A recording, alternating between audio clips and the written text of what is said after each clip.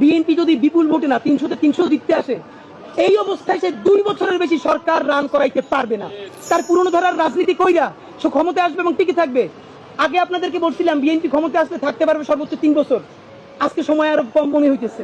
BNP যদি বিপুল ভোটে না 300-তে 300 জিততে আসে, এই অবস্থায় সে 2 বছরের বেশি সরকার রান করাইতে পারবে না। সুতরাং নির্বাচনের চেয়ে সেই ক্ষমতা কেমনে সুসংগঠিত করবেন এইটা মনে রাখেন। কেন পারবেন না? হিসাব সোজা ভাই, মানুষের হাত খুলে গেছে। মানুষ মায়ের খাইতে খাইতে এখন মার দিয়া শিখে গেছে।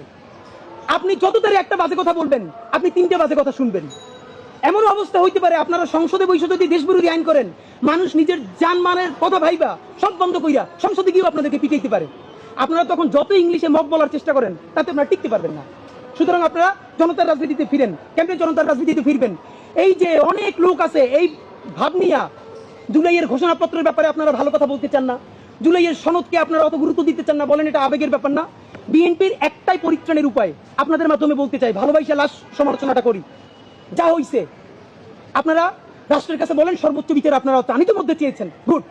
কিন্তু এই যে প্রতিবার বহিষ্কার করেন, কয়দিনের জন্য বহিষ্কার, এইসব বন্ধ করেন, চিরদিনের জন্য বহিষ্কার করেন। নাম্বার 2, এই দেশে এখন নতুন কইরা আপনারা রাজনীতি শুরু করেন, জুলাইয়ের রাজনীতি। কিভাবে করবেন? জুলাইয়ের ঘোষণাপত্রের জন্য আপনারা সবচেয়ে বেশি সোচ্চার হন, জুলাই সনদের জন্য সবচেয়ে বেশি সোচ্চার হন। ফ্যাসিবাদী বাকশালী সংবিধানের বিরুদ্ধে দাঁড়াইয়া নতুন সংবিধানের জন্য আপনারা রাস্তায় নামেন।